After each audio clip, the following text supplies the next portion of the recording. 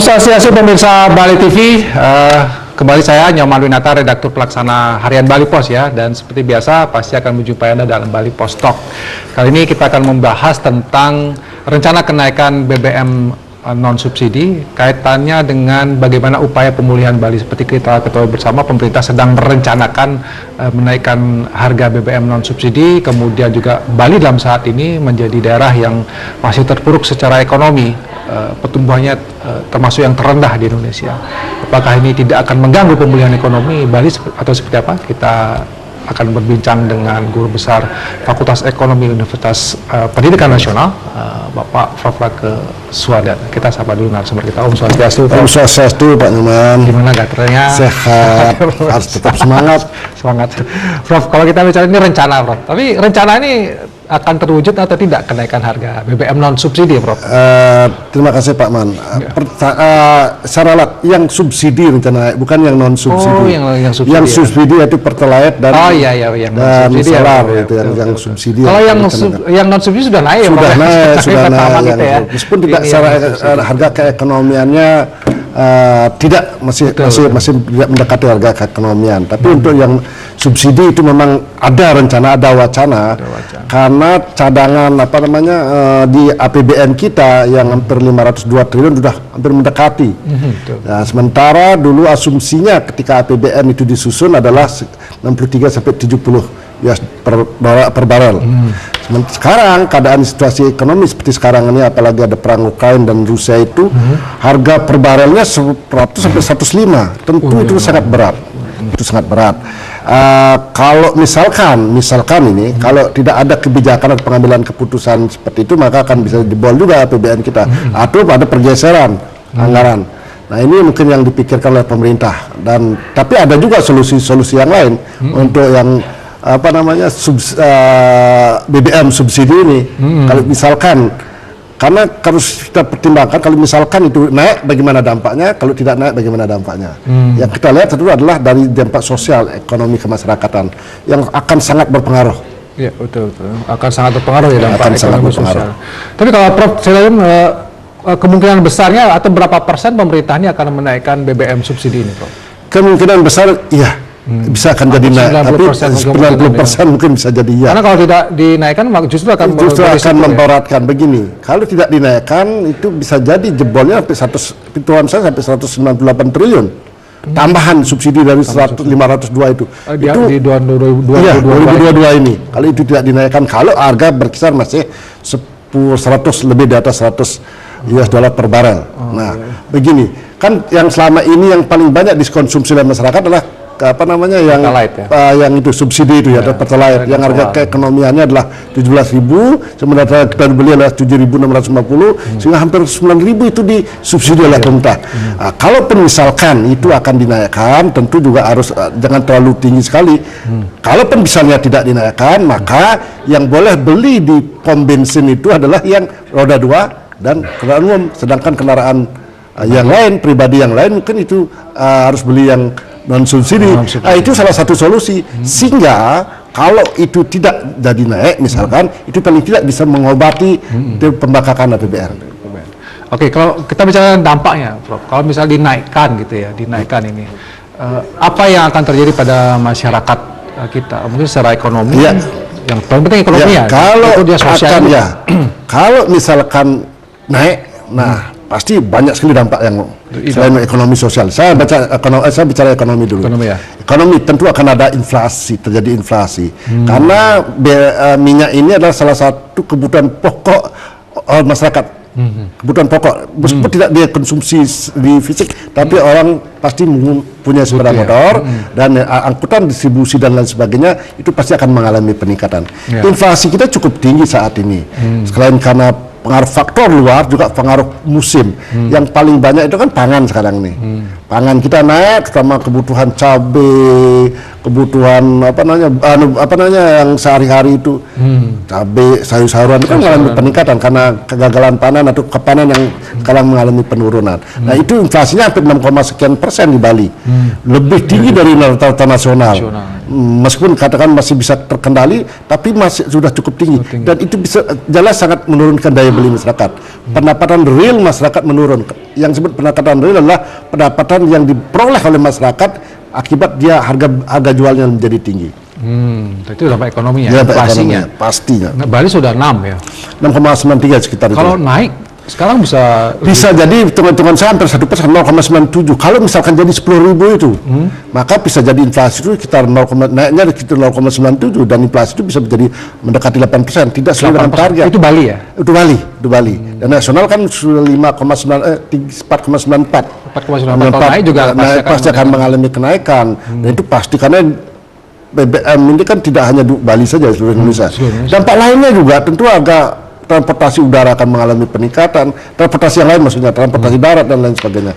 Dan macam-macam dampaknya. Luar biasa dampaknya, Prof. Dampaknya. Itu dampak ekonomi ya. Kalau Dampak sosialnya akan otomatis juga akan terpengaruh gitu. Pasti karena selain ekonomi pasti ada kaitannya antara ekonomi dan sosial. Kalau ekonomi sudah mengalami guncangan, sosial juga mengalami guncangan.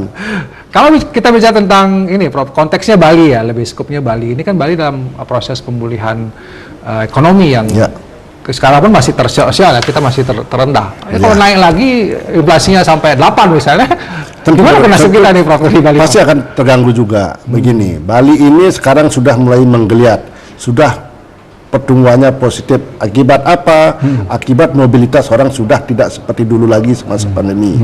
Kita tahu bahwa kontribusi perekonomian Bali diberikan oleh sektor tersier pariwisata. Tersier itu sekitar 68,26%, di mana pariwisata 52%. Multi flyer efeknya banyak berkaitan dengan itu. Dan sektor primernya sekitar 16%, sedangkan sektor sekundernya sekitar 15%-an lah gitu. Primer itu pertanian dan kelautan, kalau sekunder itu adalah pengolahan, sedangkan tersier itu jasa pariwisata. Nah, jasa pariwisata sangat tergantung dari mobilitas. Nah, selama pandemi mobilitas itu yang terganggu, orang nggak boleh kemana-mana, orang nggak boleh berkumpul. Nah, sekarang sudah mulai terobati, mereka boleh jalan-jalan, mereka boleh bisa berkumpul, bisa mengunjungi tempat wisata, tapi problemnya adalah transportasi sekarang yang cukup mahal.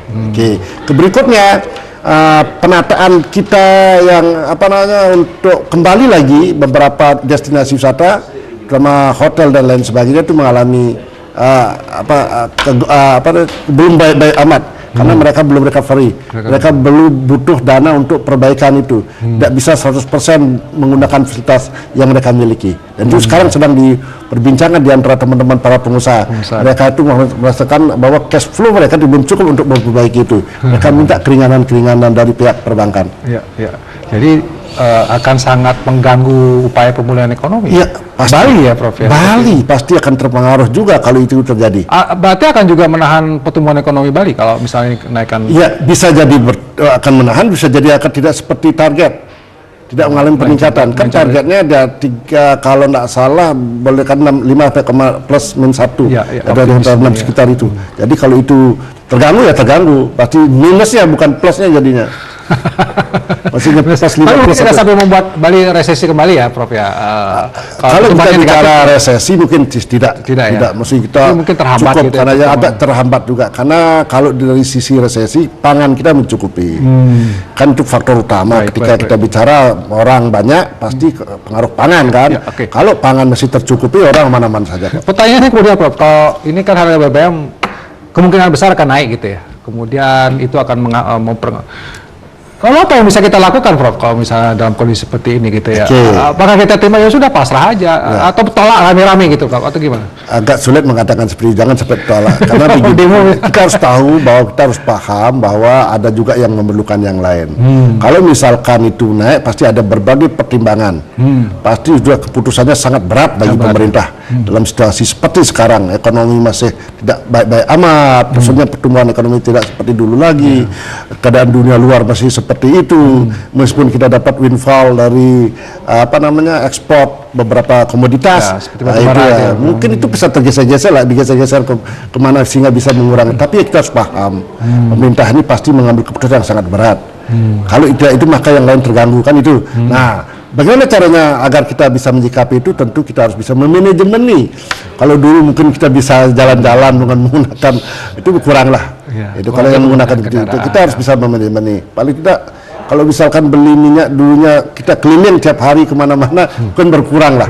Itu kan itu dari diri kita sendiri. Kita harus siap seperti itu. Karena harga minyak di Indonesia masih cukup murah. Ya, ya kalau kita akui memang murah ya, termurah di wilayah. Terutama di wilayah Asia Tenggara. Asia Tenggara. Oke.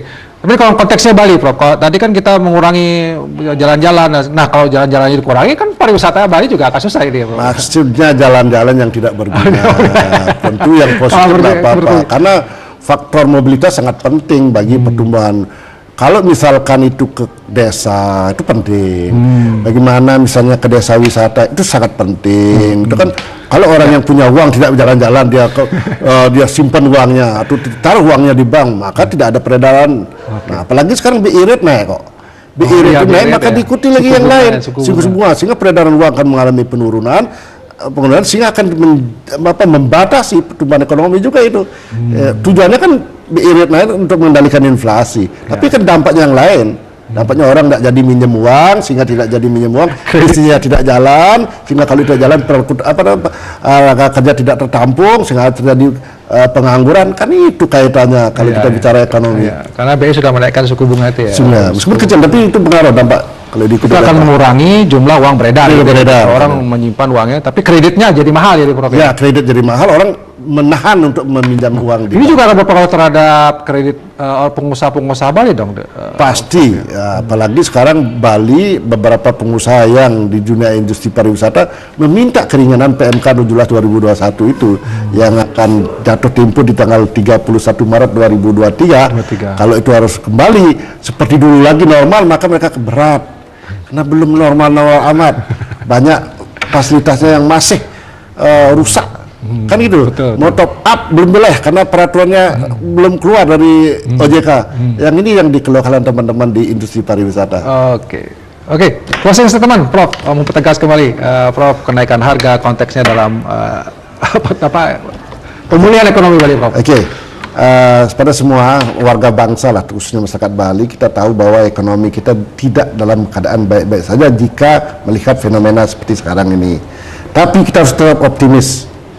Bali merupakan salah satu destinasi pariwisata terbaik dunia, tentu kita bangga dengan itu dan memanfaatkan itu untuk kita semua. Nah, kalau pariwisata membaik, multiplier efeknya kepada semua orang. Tidak hanya yang pelaku industri pariwisata, tapi yang lain ikut juga terangkat. Dan juga kebijakan dari Gubernur Bali, ekonomi kreatif Bali, juga kita dorong bahwa pertanian kita harus juga bangun, terutama pertanian yang berkaitan dengan penyerapan tenaga kerja yang banyak, khususnya yang untuk anak-anak muda dengan pertanian modern. Demikian mungkin dari saya. Itu juga sudah menyinggung pemerintah Provinsi Bali ya, Pak. Kondisi sepertinya harus seperti apa? Sudah ada blueprintnya, sudah ada peta jalannya. Tinggal itu dilaksanakan ya. Tinggal dilaksanakan disesuaikan dengan situasi yang sekarang ini. Dan itu situasinya tepat untuk dilaksanakan hari ini kondisinya. Oke, terima kasih Prof. Raghauswadana atas pencerahannya dan penjelasannya tentang bagaimana dampak dari kita memang mau tidak mau sepertinya harus menerima juga kenaikan harga BBM subsidi ini, terutama Pertalite dan solar. Tapi kemudian kita seperti Prof sampaikan tadi, bagaimana kita mulai memanage keuangan kita dengan baik, tetap optimis ke depan, mudah-mudahan pemulihan ekonomi Bali bisa berjalan dengan lebih baik. Memanage perilaku konsumtif gitu ya. Jangan terlalu menghambur-hamburkan gitu. Baik, terima kasih Prof. Demikian Bali Post Talk kali ini, saya ucapkan terima kasih atas perhatian Anda. Saya tutup dengan promo Santi. Om Santi. Terima kasih, sampai jumpa.